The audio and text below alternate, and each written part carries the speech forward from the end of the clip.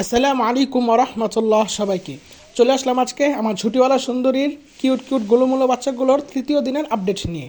আলহামদুলিল্লাহ, আল্লাহ তাআলার অশেষ মেহেরবানিতে, আল্লাহ তাআলার অশেষ রহমত আমার সবগুলো মুরগির বাচ্চাই সুস্থ আছে। যারা আমার নতুন এই ভিডিওটা দেখতেছেন তাদের উদ্দেশ্যে বলতেছি, আমার এখানে মোট 9টা মুরগির বাচ্চা ফুটেছে। আর আলহামদুলিল্লাহ সবগুলো বেঁচে আছে, আর আলহামদুলিল্লাহ সবগুলোই সুস্থ আছে।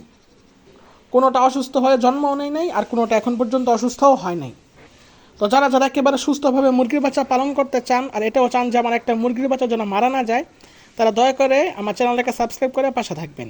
আর আজকেও আমি ওদেরকে মেডিসিন দিয়েছি, কি মেডিসিন দিয়েছি আর কীভাবে একবারে সুস্থভাবে 1 দিন থেকে 30 দিন বয়স পর্যন্ত একবারে সুস্থভাবে মুরগির বাচ্চা পালন করতে পারবেন তাদের উদ্দেশ্যে বলতেছি। এই যে এখানে একটা প্লে লিস্টের লিঙ্ক আছে, এখানে মোট 8টা পর্ব আছে।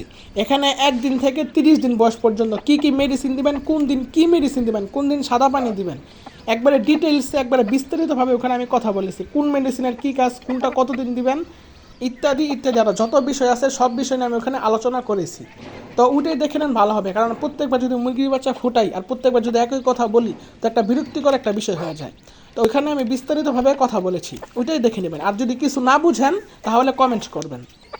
যারা দেশি মুরগি ভালোবাসেন, যারা দেশি মুরগির বাচ্চা ভালোবাসেন, যারা দেশি জাতটাকে ভালোবাসেন, তারা দয়া করে আমার চ্যানেলটিকে সাবস্ক্রাইব করে পাশে থাকবেন।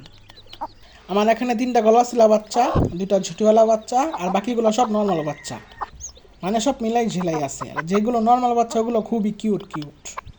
তো দেখেন আমি সুন্দরভাবে পালতাছি, কোনো বাড়তি ঝামেলা নাই। আর অনেক মানুষ আছে যে বাড়তি ঝামেলায় যান, মাকে ওর মুরগির বাচ্চা থেকে আলাদা করে দেন আর কৃত্রিমভাবে অর্থাৎ ব্রিডিং সিস্টেমে পালেন, মানে খুবই ঝামেলার একটা বিষয়। ওই ঝামেলায় না যে এভাবে পালেন অনেক শান্তি আছে। তারপরে ইনকিউবেটরে বাচ্চা ফোটায়, আমি একবারে প্রাকৃতিকভাবে বাচ্চা ফোটাই, আলহামদুলিল্লাহ কোনো ঝামেলা নেই। তো এভাবে ঝামেলাহীনভাবে মুরগি বা মুরগির বাচ্চা যদি পালতে চান তাহলে আমার সাথে থাকবেন, ইনশাল্লাহ এগুলো নিয়ে বিস্তারিত আপডেট দেব।